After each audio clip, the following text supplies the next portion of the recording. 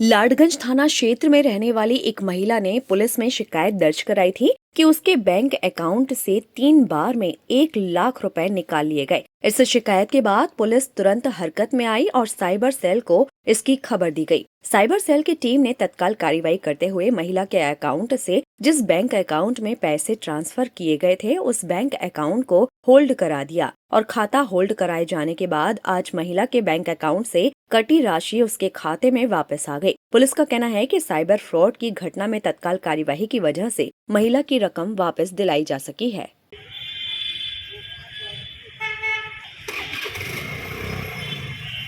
उसको कहीं न कहीं सजा देता है, उसको परेशान। और उन्होंने अपने सॉल्यूशन के लिए और उसके लिए उन्होंने आसपास मेरे इतने अच्छे लोगों को भेज दिया, तो जल्दी मेरा काम हो गया। इतनी रिलीफ में इतना हल्का लगता है कि क्या।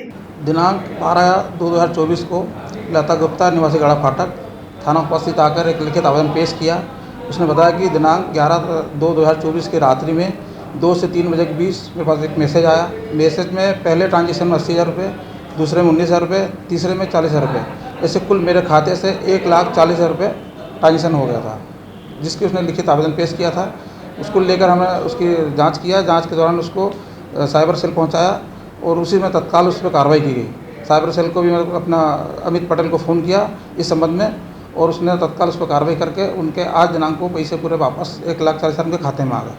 नहीं, वो साइबर में जैसे किया था तो उसको होल्ड कर दिया था पैसे को, तो तत्काल उनके खाते में वापस पैसे आ गए। 11 तारीख की रात में अचानक से मेरे अकाउंट से 80,000 फिर 19,000 के ट्रांजेक्शन हुए और 3 बजे मेरी नींद खुली तो मैंने मैसेज चेक करा तो मैं तो बहुत घबरा गई थी, कैसे पैसे निकल गए, मैंने किसको दिए, बहुत देर याद करती रही, समझ में नहीं आया। फिर दूसरे दिन सुबह मैं बैंक गई और बैंक से मैंने मैडम से बात की तो उन्होंने बोला कि आप साइबर सेल जाओ। साइबर सेल में मुझे 1930 का नंबर मिला, जिसे मैंने कंप्लेंट कोशिश की दर्ज कराने की, लेकिन दर्ज नहीं हो पाई। फिर मैं साइबर सेल एसपी ऑफिस वाले गई, वहाँ से सर ने मुझे भेजा कि आप अपने एरिया के थाने में जाओ। तो मैं लाडगंज थाने आई, यहाँ पूरी कंप्लेंट दर्ज कराई। जो टेंशन हुआ था उसकी मैंने पूरी कॉपी भी दिखाई इनको। इन्होंने बहुत हेल्प की। यहाँ पे टीआई थाने में तो मुझे इन्होंने इतनी हेल्प की, मुझे ऐसा लगा ही नहीं कि मैं थाने आई हूँ। और चूँकि प्रॉब्लम मेरे साथ थी, मैं अपना काम खुद करती हूँ, जब जितना हो सके मैं इंडिपेंडेंट रहती हूँ, तो थाने भी मैं अकेले ही आई थी और मुझे ऐसा बिल्कुल लगा नहीं कि मैं थाने आई हूँ। थाने के नाम से लोगों में मुझे डर है, घबराहट है कि थाने जाना मतलब बहुत कोई केस लग जाएगा, ऐसा होगा वैसा होगा, ऐसा कुछ नहीं लगा मुझे। और यहाँ पे जितने लोग भी मुझे मिले सब ने मुझे बहुत हेल्प की। मेरी एप्लीकेशन, मेरी कंप्लेंट पर उन्होंने पूरा सील भी लगा के, और उसी रात मुझे सर ने साइबर सेल के एक सर से बात कराई, पटेल सर से बात कराई मेरी, और फिर मैं उतनी रात में ही कंप्लेंट की कॉपी देने वहाँ गई। दूसरे दिन मैंने बैंक में कॉपी दी, बैंक में कंप्लेंट दर्ज कराई। और इस तरह से मतलब सर ने मुझे ये भी कहा था कि मैं पर्सनली ध्यान रखूँगा इस चीज़ का कि आपका जल्दी से जल्दी पैसा वापस आ जाए। और उन्होंने मेरे सामने फ़ोन भी कराया, बात भी की, सेकेंड डे उन्होंने बात की वहाँ जाके। और इस तरह से शायद आज 15 दिन ही हुए हैं सर, मुझे पैसे मेरे वापस आ गए हैं मेरे अकाउंट में।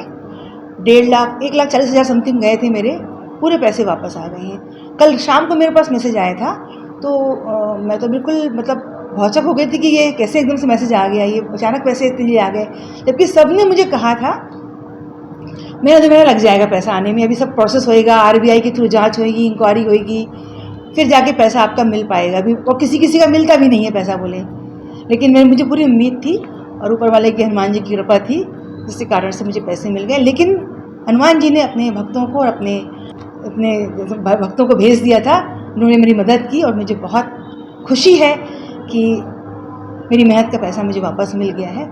आज इस लाडगंज थाने से मैं ये बात बहुत गर्व से कह सकती हूँ कि मुझे थाने में बहुत सपोर्ट मिला। और ये आम जनता के लिए भी बहुत ज़रूरी है कि कभी कोई तकलीफ़ हो तो तुरंत एटलीस्ट कंप्लेंट दर्ज करना चाहिए, बताना चाहिए। पुलिस भी कैसे मदद करेगी आपकी, जब तक कि आप खुद आगे बढ़ के उनको मदद के लिए उनसे गुहार नहीं करोगे, मदद नहीं मांगोगे तो।